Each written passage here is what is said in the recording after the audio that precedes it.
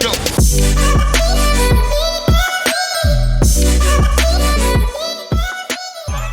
Welcome to Not a Great Whisperer podcast. This is your host, Katy Ray. I am joined with the talented Rosana and Ricardo today, two chefs from Tampa Bay, also Puerto Rico. I want to welcome them to the show. Thank you for joining. Thank you for having us. Thank We're you. excited to be here. God, I feel like we've done this before. So I want to first just bring up it. Thanks for joining, of course, but that you guys are awesome power couple. You work together, you met in the culinary. We'll talk about that in a minute. But you are just a perfect example of how you can really amplify each other from all of your talent. And it's really fun to watch your journey and everything that you're working on. So we'll kind of jump right into the things you're working on, of course, how you met. All right, you start with how we met. Well, we met, we're both from Puerto Rico, but we actually met here in Tampa. I was the director for the Art Institute of Tampa, which is a culinary school and a baking school right next to Raymond James Stadium. Had around 15 or so chef instructors and around 500 and something students per quarter. And a lot of great people, a lot of great students, and a lot of talent. Oh my gosh, my students were the best. I knew where everybody was going to be, and I'm so glad to see their development and where they're all at. So we were opening in that moment in time a student-run restaurant called the Tutor Chef, which, by the way, is still open. You can more than welcome to go and support students. We needed a front of the house instructor, and I knew already that Chef Rosana knew about these, so I hired her. And then from there, we started working together in a catering business that she owned called Piquant Cuisine. And basically, all I introduced fruit carving because she needed carvings for her weddings and her clients. So I told her, listen, I do fruit carving on the side. I do pumpkin carvings and watermelon carvings and ice carvings. So she literally hired me to do that on the catering side. And I guess things took from there, am I right? Yeah, from being my boss to then kind of being colleagues and collaborating, the admiration and the friendship grew from there until one day we realized we liked each other a lot. And then we wanted to collaborate not only in business, but in life. And the rest is history. Yeah.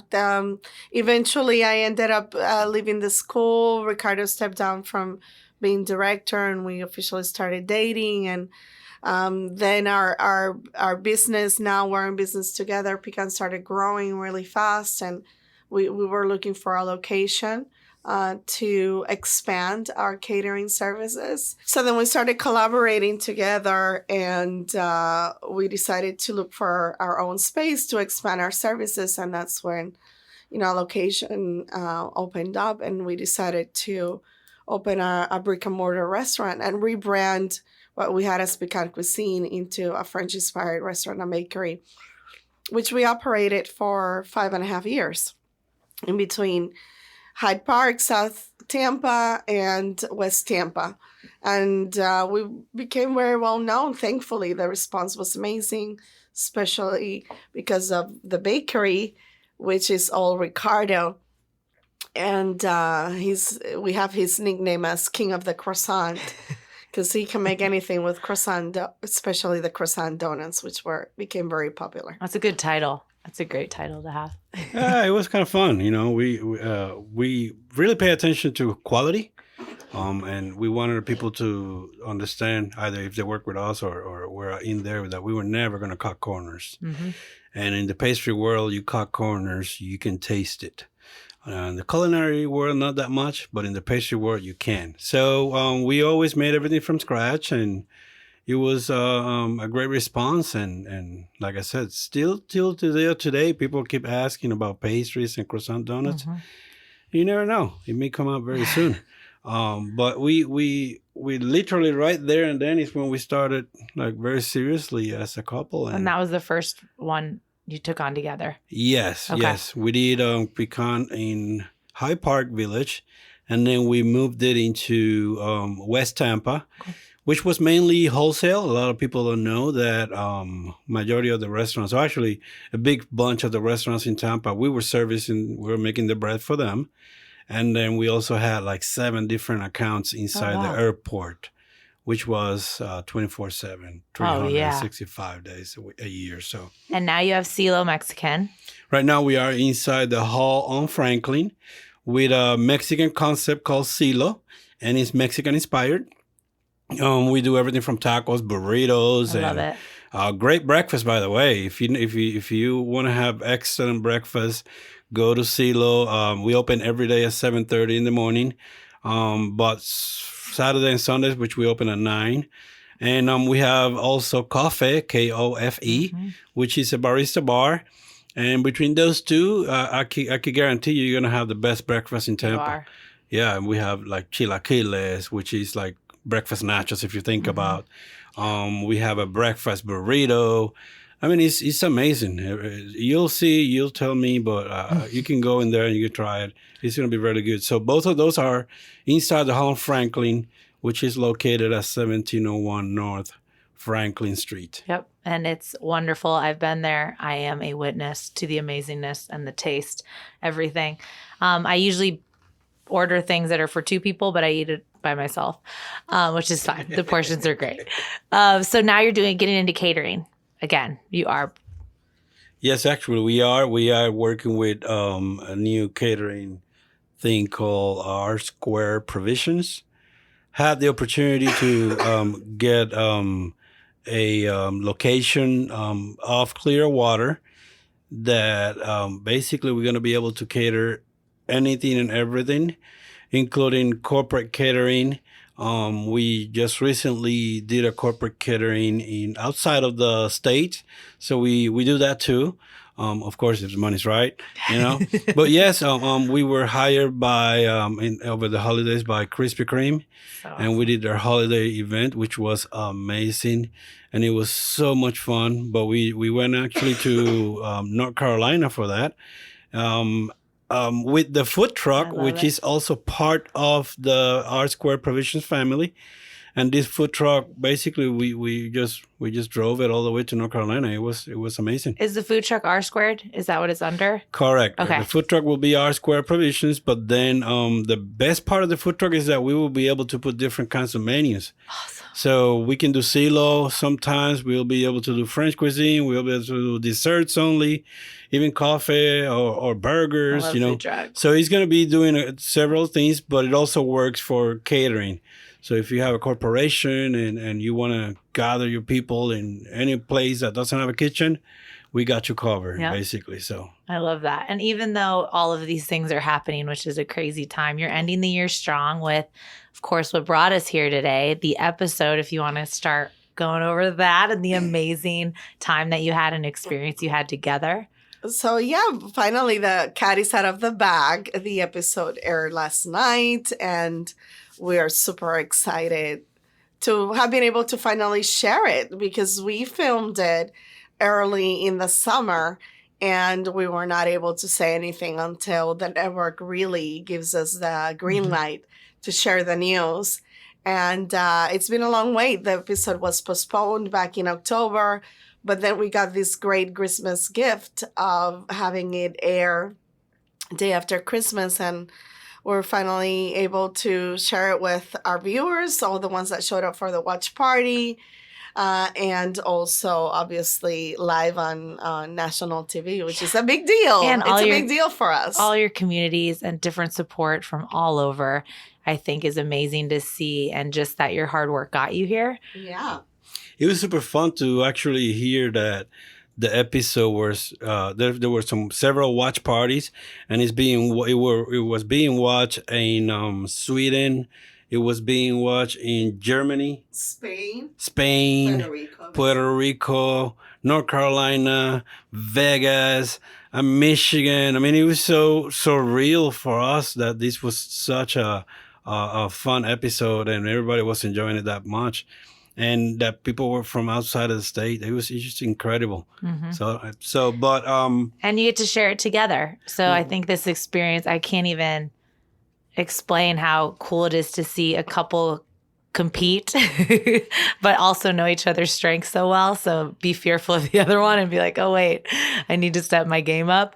So tell us a little bit about that, being the winner to my right, not to my left. chop lever to the other side. Well, the episode, how it came about is obviously we were invited and then it chosen for the show, and obviously we feel very proud. We're from Tampa, first of all. We leave work and play here. So being able to represent the city and the amazing culinary scene that we have, it's a great honor. Then on top of it all, we're born and raised in Puerto Rico, so we're two Latino chefs. And then I got to compete against Bobby. As a female chef, these are opportunities that don't happen very often. I'm from a very small town in Puerto Rico on the southwestern side, what people call the island, which is referring to like the countryside. And, opportunities like this really don't necessarily happen. And so we were very excited and proud. That's number one. Then on top of it all, the producers really went above and beyond to tailor the episode around our story. They love the fact that we are in love. We're a couple. We're in business together. We're both chefs. And the entire of the episode is based on that story.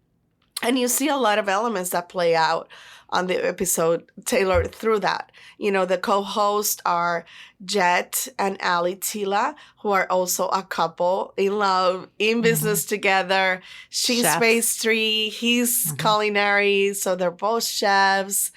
And it just makes it for a really beautiful episode. And we're super proud of it, regardless of the outcome. I know, but as a winner on the episode, so not even more than half have been women, but Latina women, you're the first. I'm the first, yes. Very emotional moment probably for you.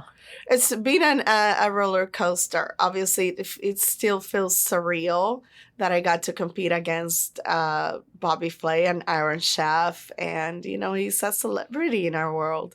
So we're talking about how Bobby's just a celebrity in your chef world. and then How I amazing the lost. experience was around it. And then I lost. She swept the floor with me, and then she told everybody at the end. She beat her husband, and then Bobby Flay. I'm like, why do you have to say the husband part? Just say Bobby. Let's put the attention into Bobby, not me. But it was a fun episode. It was a lot of hard work before all these, and it wasn't handed to us. It was literally a bunch of interviews and things like that, and it was great to represent Tampa, represent the Latino community, represent Puerto Rico. That's where we're from, and it was great to see her winning. It was great to see her literally being embraced by Bobby Flay, and Bobby was so generous about it, and a true professional. I think I was thinking really good about him before, and now I think a lot more about him. He's an amazing individual. But it was super cool. Yeah, I mean, we lucked out with the experience overall from what you can see. The producer entire team is all about Bobby and making him proud. So it just makes you really admire the person that you're going to compete against. He's tough. He will not give you any window. So you have to bring your game on. After our show, he had another one to tape. So he's in his element. Yeah. So you're walking into his kitchen and you have to bring all your arsenal. You have to perform at your best, which we knew by binge watching the show. Yeah. We knew, okay, our flavors have to be right. We have to really understand what we're going to be making. And it turned out, obviously, in this case that I got to win, but you have to perform really well because he's a tough competitor. I don't think people realize how much pressure in such a small amount of time to really deliver something amazing. You get 20 minutes. You get 20 minutes on round one, and that is quick. Entirely true. It is 20 minutes and that's it. You have to think fast, and there's a lot of troubleshooting that happens. Once they announce the star ingredient, which you find out while you're there, Ricardo and I couldn't talk to each other. So our main concern after, once we're behind the scenes discussing what happened and waiting for results, is that our main concern was, are we going to end up doing the same thing? Because we think alike, we create dishes the same way. And you can see on the episode that we eventually, both of us chose to pair the star ingredient of papaya with shrimp. So you can see the similarities in how we think alike, and it could have gone either way. One of the scariest part was exactly that. Is she going to do the same dish as I am? And the reason for that is that because most of the times we're always thinking about the same plate. And all we got to do is just refine it to what each of our strengths is.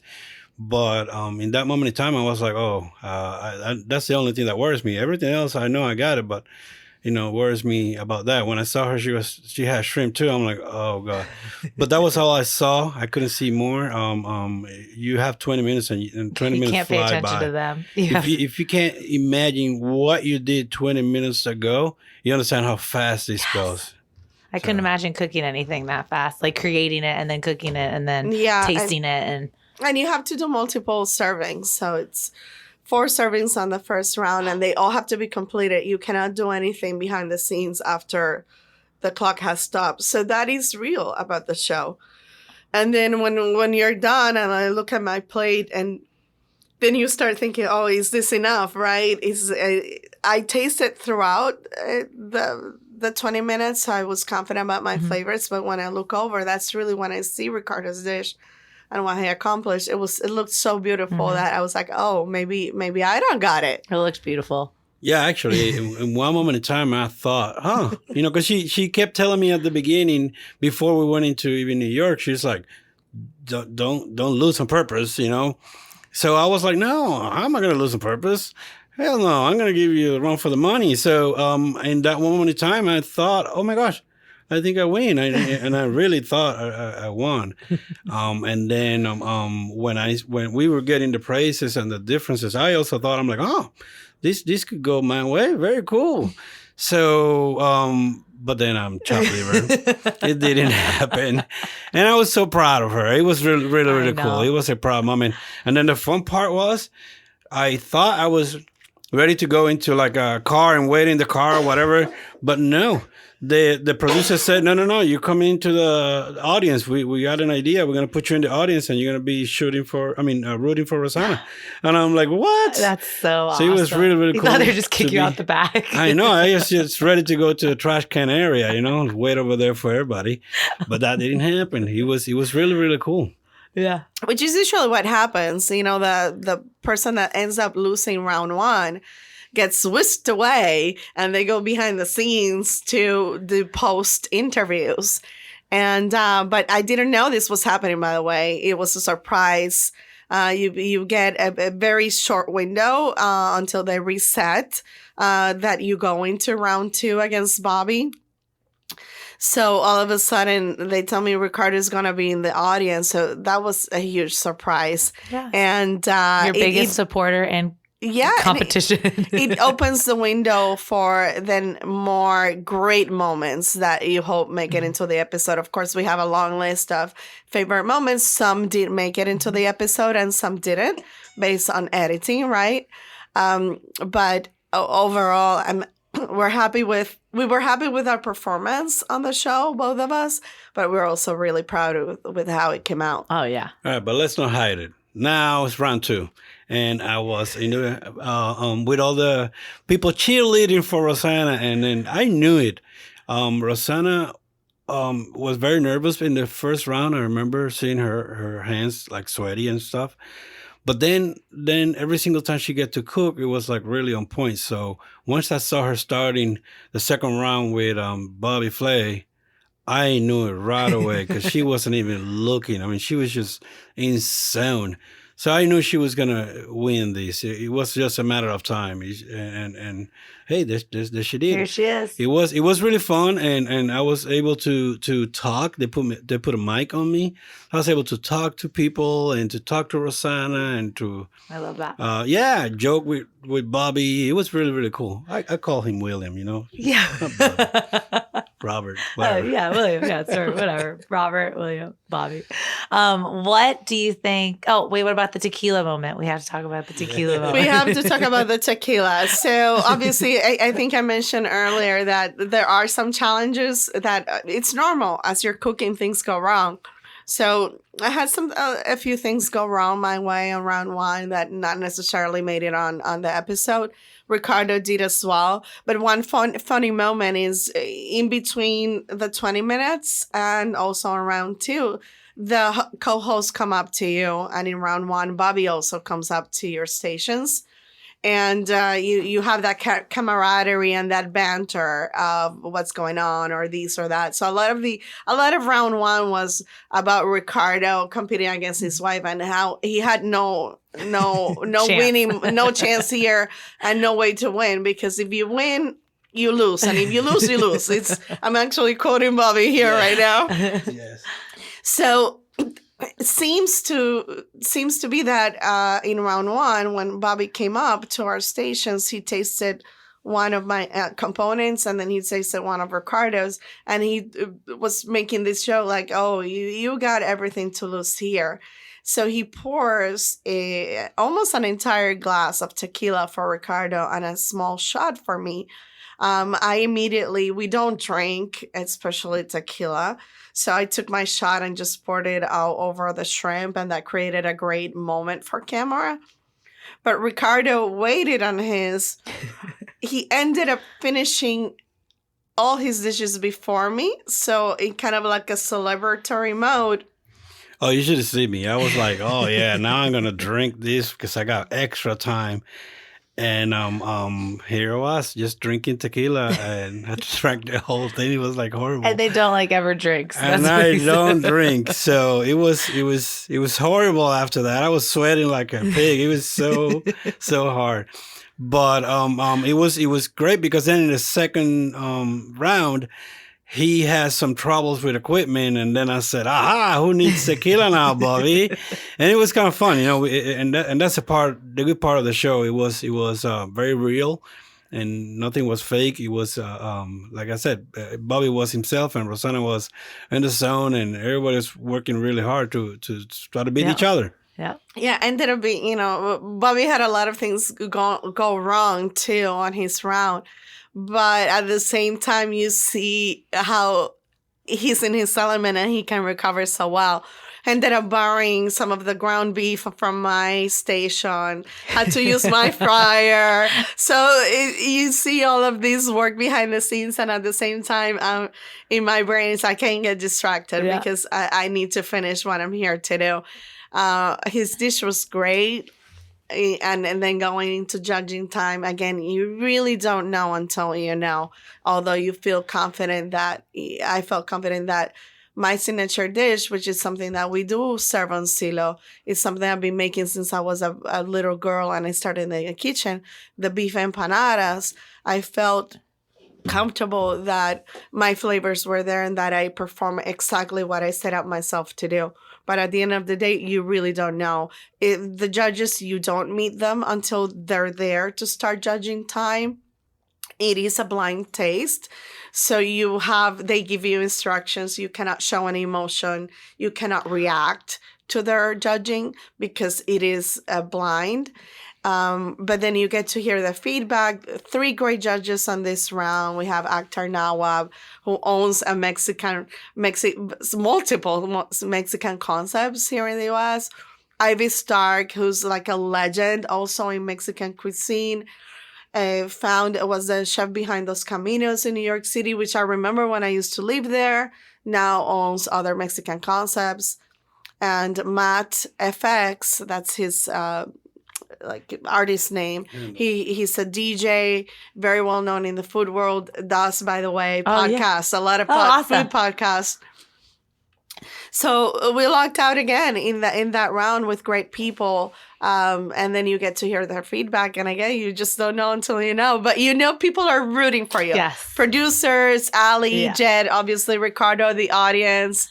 And then you hear the winner is Chef Rosana. It was super cool. And you're in the audience at that time, right? Did you get to come down? Oh yeah, I had basically everybody behind me was actually rooting for her. Mm-hmm. Nobody was rooting for Bobby right behind me, which I was in a great place. And then when that happened, they immediately pulled me out from it. And you saw that little salsa dance that I did at the end. It was because it was part of like the promise that I gave them. If we win, we'll salsa dance. And you know what? I could do that. No problem. I love it. Yeah, so it's just a really great episode to showcase who we are. Our love of food, our culture, you know, and I'm happy that it also mentions, you know, Tampa, where our businesses are. So overall, it was just a surreal, beautiful, wonderful experience. And what a great way to close this year. And you got to bring your personalities to life for everybody, not only the people that you've really impacted along the way, but you can see how much support you have because of really the vibe you give off, right? And then the food you get to share with everybody.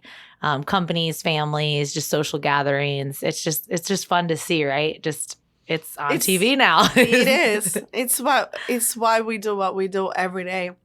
Because we get to create those moments for our guests and do what we love to do. Yep. With a lot of admiration. I have a lot of admiration for Ricardo. And I know he does for me, and we get to share it. The almost winner. He's changed his handles to the loser, Chef Ricardo. at Chopped Liver. Yeah, choppedliver.com, please. So, favorite dish to make? Favorite dish to make is Puerto Rican food for Ricardo. And arroz, habichuelas, those are very like staple dishes. Favorite one to eat? Same thing? Favorite one to eat, yeah. I have my favorites of what Ricardo makes. Anything breakfast. Breakfast is done by Ricardo always at home. Dinner is usually me. I'm very good with Italian cuisine. That's really my strength. Yes. I lived in Italy for 1 year when I was much younger and in college. Pasta. So I have a deep appreciation for Italian cuisine. Pasta. When he craves pasta, that's what I make. Yeah, I like pastries. I like donuts a lot. Cookies a lot. I could consider myself a cookie monster for sure. I got cookies right now in my nightstand. Actually, she knows it. She probably was the one laughing because I always keep cookies on my nightstand. I don't know why. It's important. It's important, but they got to be good cookies. So if it made it to my nightstand, you have a good cookie. So, I always make cookies and cakes and stuff like that. So pastries and croissants, you know, is my thing. So I love eating all those things. So I just think what a milestone to hit by the end of the year for both of you. What a way to close out 2019. So many big things for 2020, right? The winner and the the competitions across almost the winner. And the winner and the almost winner. But he was you cut your finger. Right? Yes, you actually, to my side, explaining, I cut my finger. I was sweating. I had sinus. So, you know what I mean?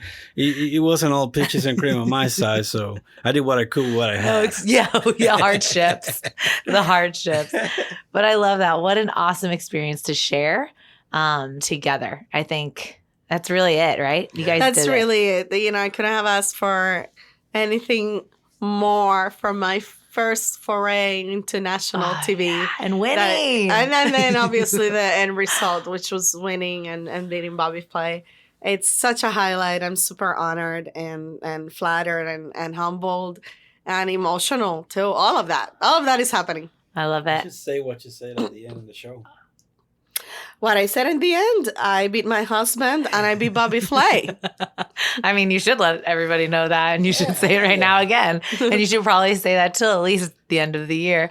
Let's go over some of your handles and all of course, the companies that you guys own and what you're doing right now. Absolutely. My handle is at Chef Rosana Rivera across all channels. We have for Xilo Mexican at Xilo Mexican, and our website is xilomexican.com. You can find a lot of information about us, our businesses, our menus. You can buy our awesome t-shirts too.